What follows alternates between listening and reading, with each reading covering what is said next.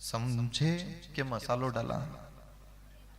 देखो मार साहब कहीं बोला है अनार, आम, ई इमली, ईख, ऊंट। अब वो सब बोला है। अब कोई उठा के पूछ ले क्यों मार साहब आखी जिंदगी बोला हो जोगे कभी अनार देखियो भी है। अब वो रोज बोला है बापड़ो, रोज आए कजा कहां से छोड़ो टांगी ने आए सब एक काला बोर्ड टांग ले शाम पट और उस पे लिखे आ अनार, आ आम, ई इमली, ई ईख। उड़ने की खाली बोला होगे कभी देखा भी है।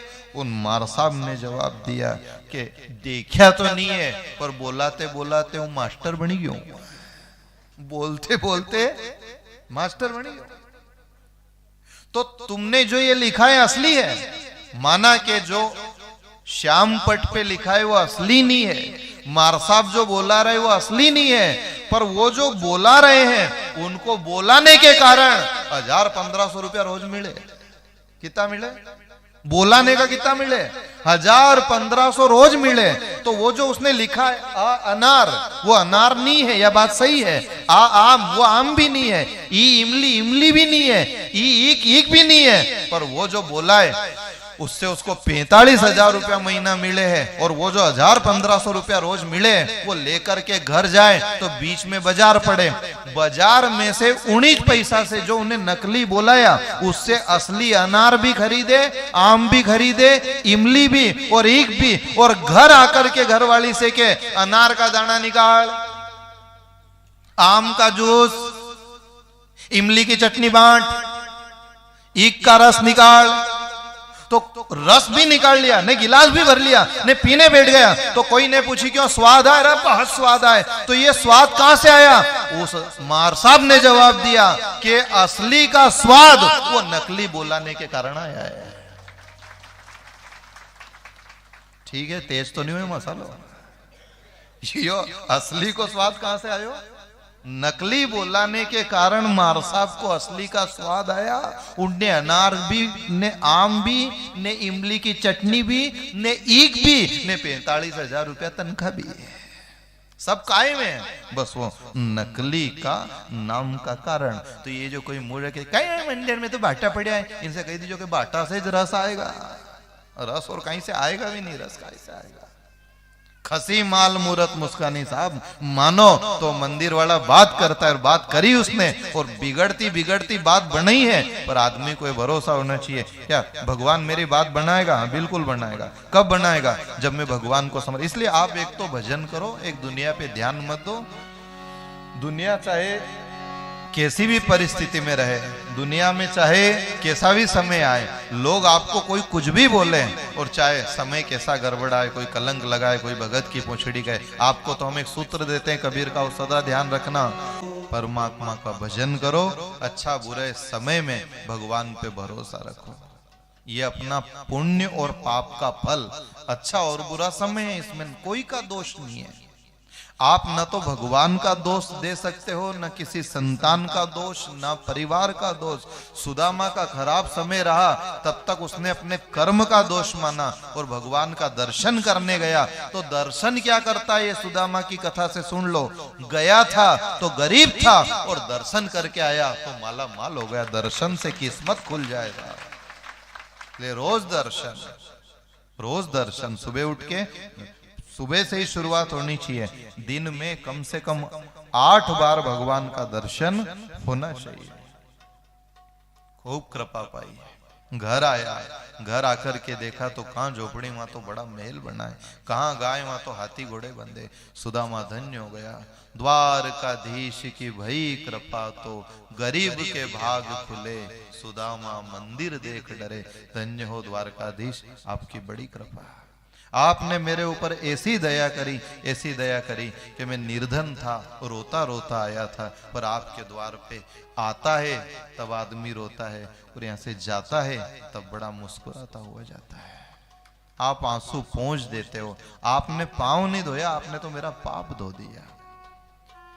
क्या ये सुदामा के ही साथ, ये सब भक्तों के साथ भगवान तैयार है ऐसा करने के लिए, पर कोई उसके यहाँ जाना तो मंजूर करे। भगवान के यहाँ कोई जाए तो भगवान दया करे। सब पर मोरी बराबर दया, मैं एक सुदामा के लिए नहीं, सब पे बराबर दया करने को तैयार हूं। अच्छा काम करो, अच्छा काम करते हिम्मत मत हारो। कोई कुछ बोलेगा, आवाज आएगा, घर में से भी आवाज आएगा, पागल हो गए क्या, बर्बाद करोगे, बच्चा बच्ची की फिक्र है कि नहीं है। आप ये सोच लो कि क्या ये बात आपसे ही कही जा रही है, ये बात तो सबसे करी है जितने लोग गए। लोग कहे मेरा भई बावरी, सास कहे कुल नाशी रे।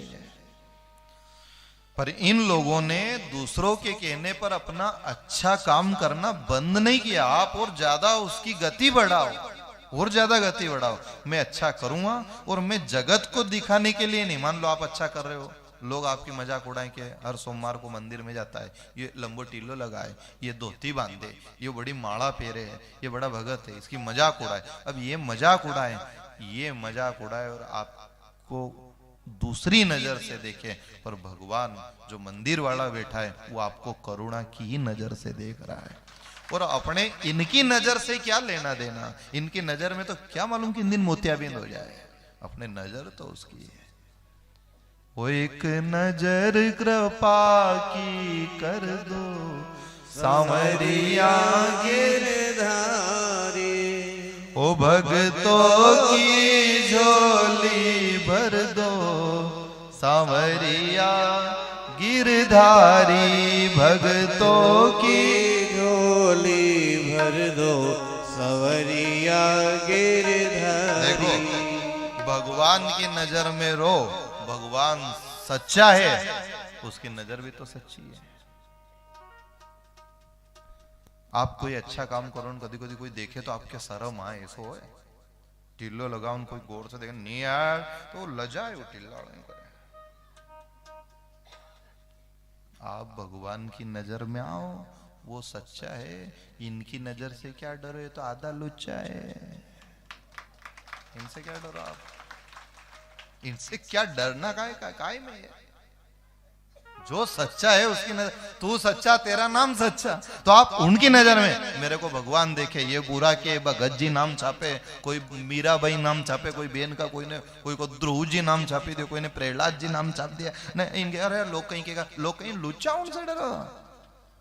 डर किसका होना चाहिए, जिसकी नजर में तेज हो। संपाति यहां बैठा हुआ लंका का हाल बता रहा है, इनकी नजर से डरना। जाए जिसकी नजर से डरते हो, इनमें कोई दम वाली बात नहीं है। तुलसी ऐसे जीव को भयो मोतिया बिन। आप तो डर रखो तो गुरु और गोविंद की नजर का डर रखो, अपने माँ बाप की नजर का डर रखो। आपकी आत्मा गवा दे वो अच्छा काम करो, बाकी सारा जमाना देख करके चलोगे तो आप कुछ भी नहीं कर पाओगे। जमाने के हिसाब से चलोगे तो कोई कहेगा आपके यो कलर कम जमे, आपके शर्ट कम जमे, आप ही के असो पहन लो, आप असो पहन लो। आप सबसे पूछोगा तो आप कपड़ा पहनने में उलझ जाओगे, आप खाने में उलझ जाओगे, आप सबसे पूछोगा तो जिंदगी में उलझ जाओगे। और आप एक लक्ष्य तय करके चलोगे कि मैं भगवान को नहीं छोड़ूंगा, मैं भगवान का नाम नहीं छोड़ूंगा, मैं मंदिर जाना, अलग अलग पंथ में जाऊंगा। कोई के मंदिर मत जाओ, कोई के भगवान को मत मानो, कोई के भागवत जी मत सुनो। आप इनके क्यों चक्कर में पड़ गए? आधा लुच्चा। जिनके आप सुन रहे हो एक भी सही साठ नहीं है, और उनने कह दिया कि सब झूठ है, और आप भी वहां जाकर के बैठ गए। हम साफ कह रहे हैं, आज के युग में मत मतांतर बहुत है। आप कोई को भी मानो, पर आप भगवान को मानना मत छोड़ो। क्योंकि जो आज जिनका खुद का ठिकाना नहीं है, जिनका खुद का जीवन अस्त व्यस्त है, वो भगवान कृष्ण पे कलंक लगाने बैठ गए, वो भगवान राम पे कलंक लगा रहे हैं। कहने में आपको थोड़ा हल्का हो सकता है, पर हम जो कह रहे हैं वो आप समझ करके जाना। भगवान को मानो, भगवान की कथा को, भगवान के मंदिर को छोड़ो मत कभी उसका साथ। ना साथ छोड़ना, ना नाम छोड़ना, ना दर्शन छोड़ना, ना प्रसाद, ना ग्यारस, ना आरती का जाना, और ना गंगा नर्मदा का नहाना, कुछ भी नहीं छोड़ना। भाई अपने अमावस आए, अपने जो भजन पूजन करना वो करेगा, अपने जो तीरथ व्रत करना, अपने गाय को रोटी देना। जमाना की चाल से क्यों चलते हो?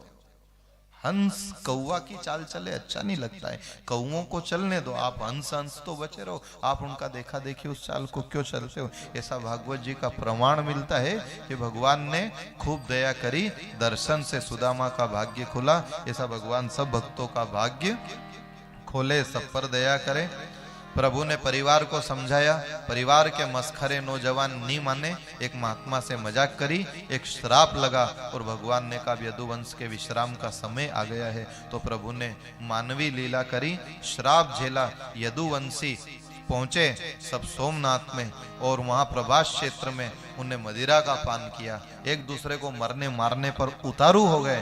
वहां भगवान ने बीच बचाव किया, भगवान की भी नहीं सुनी, भगवान एक तरफ जाकर के बैठ गए और कृष्ण और बलराम जो रेवती रमण है, रेवत राजा की कन्या जिनके यहाँ सेवा करती है, उन दोनों महाशक्तियों ने अब विचार कर लिया कि अब अपने को अपनी छवि को विसर्जित कर देना चाहिए। तो परमात्मा ने अपनी छवि को चतुर्भुज बनाया और बलराम जी ने अपनी छवि को शेष रूप बनाया और दोनों अपनी लीला को विश्राम दे रहे हैं। सभी हाथ जोड़ के इस मंत्र का उच्चारण करें और भगवान की विश्राम लीला का मानसिक दर्शन करें।